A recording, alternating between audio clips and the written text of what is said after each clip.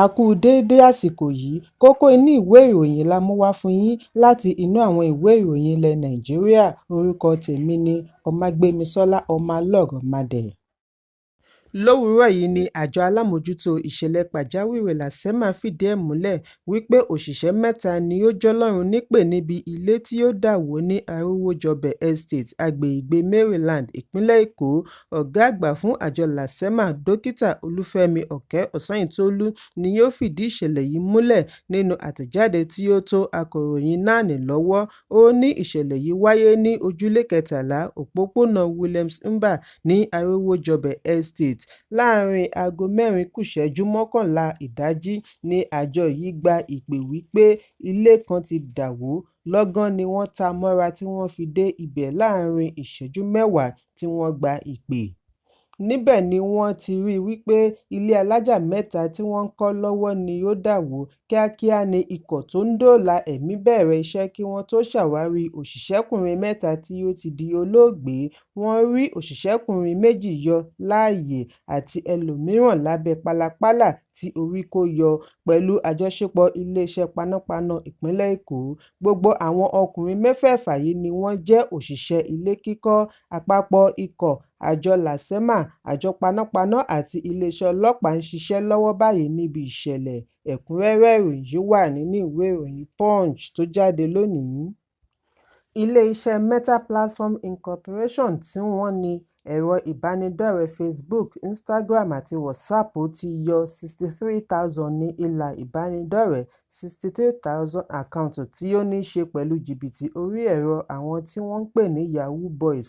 Ilé-iṣẹ́ yìí ṣe ìkéde yìí nínú ìpele àkọ́kọ́ ọdún First Quarter 2024 Adversarial Threat Report tí ó jáde lánàá.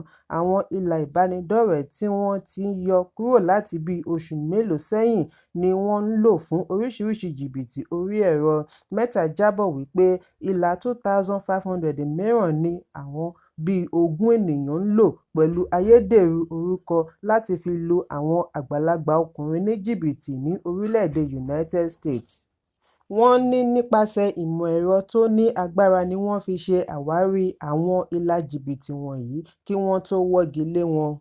Meta tẹ̀síwájú wípé 7,200 ní gbogbo ìlà ìbánidọ́rẹ̀ẹ́ tí wọ́n yọ lórílẹ̀-èdè Nàìjíríà pẹ̀lú 1,300 lórí Facebook account, 200 pages àti 5,700 groups tí wọ́n fi ń ṣe gbájúẹ̀. Bákan náà ni wọ́n gbégi dí gbogbo ìgbìyànjú àwọn wọ̀nyí àti padà sórí ìlà bí wọ́n ṣe ń ṣiṣẹ́ papọ̀ pẹ̀lú àwọn agbófinró kí iṣẹ́ wọn lè túbọ̀ fìdí múlẹ̀. Ẹ̀kúnrẹ́rẹ́ ìròyìn yìí wà nínú ìwé ìròyìn Punch tó jáde lónìí. Ìjọba ìpínlẹ̀ Niger ti gba 50 ìpele mìíràn ọkọ̀ bọ̀gìnnì CNG tí yóò mú àpapọ̀ iye tí wọ́n ti gbà jẹ́ 250. Gẹ́gẹ́ bí ìròyìn ṣe jábọ̀ rẹ̀ síwájú, 100 nínú àwọn ọkọ̀ yìí yóò máa ṣiṣẹ́ ní ojúnà Suleja sí Abuja ní owó tí iye rẹ̀ kò ní ga ju ara lọ, nígbà tí àwọn yòókù yóò máa ná ojúnà àárín ìpínlẹ̀ ní ẹ̀dínwó. Ọkọ̀ yìí yóò máa gbé àwọn akẹ́kọ̀ọ́ alákọ̀ọ́bẹ̀rẹ̀ lọ́fẹ̀ẹ́ láàrin olú ìlú ìpínlẹ̀. Bákan náà ni àwọn òṣìṣẹ́ ìjọba yóò máa wọ ọkọ̀ yìí lẹ́dínwó bí yóò ti máa ná ojúnà Secretariat sí àwọn ibùdókọ̀ tí wọ́n ti yà kalẹ̀. Bí a kò bá gbàgbé wípé iléeṣẹ́ NNPC ti ń ṣe ètò ibùdókọ̀ CNG LPG ní Lambata, Tafa, Bida àti Mokwa, nígbà tí ìjọba ìpínlẹ̀ yóò kọ́ ọ̀kan sí Kòtàngórá. Ẹ̀kúnrẹ́rẹ́ ìròyìn yìí wà nínú ìwé ìròyìn Vanguard tó jáde lónìí. Ẹgbẹ́ àwọn akẹ́kọ̀ọ́ lórílẹ̀-èdè National Association of Nigerian Students (NANS) ti bu ẹnu àtẹ́ lu èròǹgbà ìfẹ̀hónúhàn tako ìjọba Ààrẹ Bọ́lá Tinubu tí wọ́n ń gbèrò láti bẹ̀rẹ̀ ní ọjọ́ 1 oṣù kẹjọ ọdún 2024. Nínú ìwé àkíyèsí tí ààrẹ ẹgbẹ́ Comrade Lucky Emunefe bu ọwọ́ lù ni wọ́n ti bu ẹnu àtẹ́ lu àwọn olùṣètò ìfẹ̀hónúhàn lórí bí wọ́n ṣe fi ojú pamọ́. Wọ́n wá rọ àwọn akẹ́kọ̀ọ́ orílẹ̀-èdè kí wọ́n má jẹ́ kí ẹnikẹ́ni fi wọ́n ṣe irinṣẹ́ ba ọrọ̀ ajé orílẹ̀-èdè jẹ́. Àtẹ̀jáde náà ṣàlàyé wípé ó ṣe pàtàkì láti sọ̀rọ̀ lórí ìgbésẹ̀ tí ó lè ṣe àkóbá fún orílẹ̀-èdè pàápàá jùlọ láàárín àwọn akẹ́kọ̀ọ́. Wọ́n ní àkọ́kọ́, àwọn mọ ìṣòro tó ń dojúkọ ọmọ orílẹ̀-èdè látàrí àgbéyẹ̀wò àti òfin ìjọba. Bí ó tilẹ̀ jẹ́ wípé èròǹgbà ìjọba ni láti ṣe àǹfààní fún ọrọ̀ ajé orílẹ̀-èdè, ṣùgbọ́n èyí ti wá kó bá ètò ọrọ̀ ajé tí ó ní ipa lára ọ̀pọ̀lọpọ̀ ìdílé. Wọ́n ní àwọn mọ ìṣẹ́ àti ìṣòro tí èyí ti kó bá ará ìlú, ó sì ṣe àwọn láàánú gidi. Ṣùgbọ́n orí bíbẹ́ kọ́ ni oògùn orí fífọ́. Ará ìlú gbọ́dọ̀ ṣe sùúrù nítorí àyípadà tí gbogbo wa ń fẹ́ kò lè wáyé lọ́jọ́ kan. Ó nílò àgbájọwọ́ àti ìfarajìn. Àwọn sì ní ìgbàgbọ́ wípé láìpẹ́ dúdùn lọsàn ó so. Wọ́n ní sùúrù àti ìfarajìn ṣe pàtàkì lákòókò yìí. Nancy tẹ̀síwájú wípé àwọn fẹ́ fi àkókò yìí yẹra àwọn akẹ́kọ̀ọ́ Nàìjíríà kúrò lára ìfẹ̀hónúhàn tí wọ́n fẹ́ ṣe tako ìjọba lọ́wọ́ yìí, nítorí àwọn ṣe àkíyèsí wípé àwọn kan fẹ́ sá sábẹ́ ìṣòro ọrọ̀ ajé dá wàhálà sílẹ̀. Ìdí nìyí tí wọn kò fi ṣe àfihàn ara wọn, tí wọ́n wá ń sọ ọ̀rọ̀ tí ó lè mú ìdàrúdàpọ̀ bẹ́ sílẹ̀. Àwọn wọ̀nyí ní Nancy ṣe àpèjúwe wọn ní economic saboteurs nítorí èròǹgbà wọn ni láti pakún ìṣòro ọrọ̀ ajé. Fún ìdí èyí, bí wọn kò bá ti lè ṣe àfihàn ara wọn, kí wọ́n yéé lọ káàkiri ọgbà iléèwé gíga láti máa kó akẹ́kọ̀ọ́ mábẹ́ fún àgbékalẹ̀ iṣẹ́ ìkọ̀kọ̀ wọn hidden agenda. Nancy ní láti ọdún kan sẹ́yìn ni akẹ́kọ̀ọ́ ti ń kẹ́kọ̀ọ́ láìsí ìdíwọ́ uninterrupted academic calendar. Bẹ́ẹ̀ ni ìjọba ń ní àsọyépọ̀ pẹ̀lú ẹgbẹ́ òṣìṣẹ́, ẹgbẹ́ olùkọ́ àti bẹ́ẹ̀ bẹ́ẹ̀ lọ láti rí i dájú wípé ètò ẹ̀kọ́ lọ gerege. Nancy ní àwọn fẹ́ dúpẹ́ lọ́wọ́ ìjọba àpapọ̀ fún ètò ẹ̀yáwó akẹ́kọ̀ọ́ NELFund student loan tí wọ́n ti bẹ̀rẹ̀. Èyí jẹ́rìí sí iṣẹ́ ìjọba lórí èròǹgbà àti ṣe ìrànlọ́wọ́ fún ètò ẹ̀kọ́ kí owó má bàa já akẹ́kọ̀ọ́ nítàn mọ́. Nancy wá ké sí gbogbo akẹ́kọ̀ọ́ kí wọ́n gbájúmọ́ ètò ẹ̀kọ́ wọn nítorí èyí jẹ́ ogún tí ó dára jùlọ, greatest asset. Kí wọ́n má fi ààyè gba ohun tí yóò ṣe ìjàmbá fún àṣeyọrí wọn. Bákan náà ni wọ́n ké sí àwọn òbí láti kó ipa ribiribi láti lè mójútó àwọn ọmọ wọn, kí wọ́n rí i wípé wọ́n gbájúmọ́ ẹ̀kọ́ wọn, kí wọ́n má bá wọn kópa nínú ìfẹ̀hónúhàn tí ó lè kó bá ọjọ́ ọ̀la rere wọn àti àlàáfíà orílẹ̀-èdè.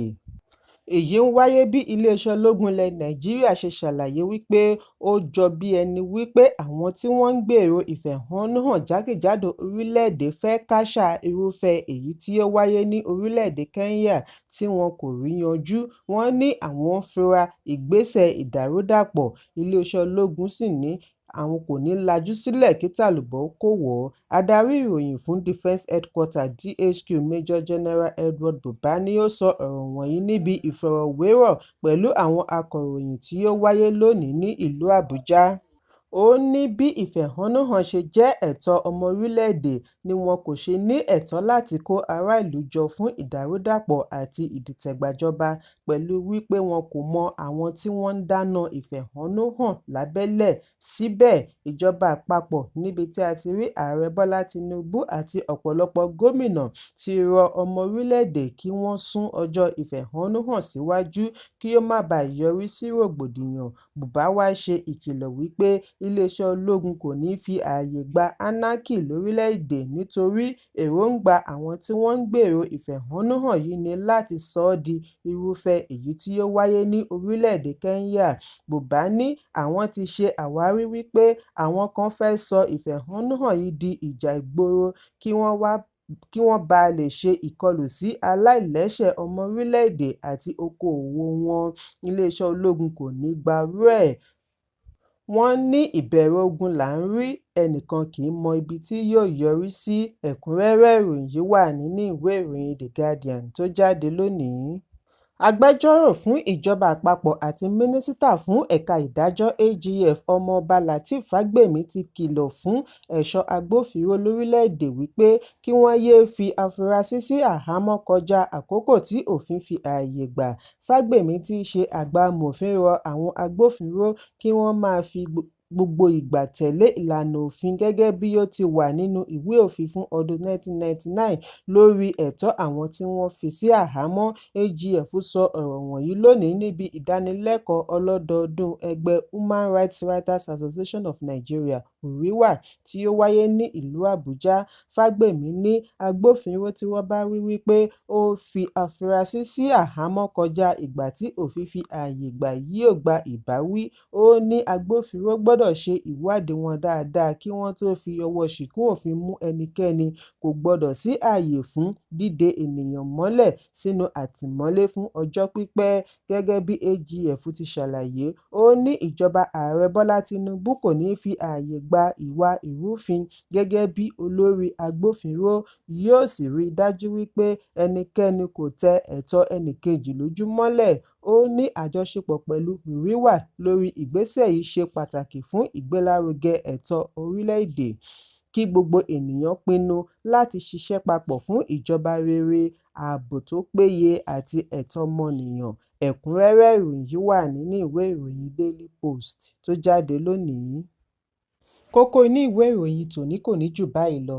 Ẹ pàdé mi lọ́la fún àkọ́tún ìròyìn. Kí a tó lọ, ẹ má ṣaláì fi àkíyèsí yín ránṣẹ́ kí ẹ sì bá wa subscribe sójú náà wa lórí YouTube kí kókó inú ìwé ìròyìn lè máa tẹ̀ yín lọ́wọ́ ní kíákíá.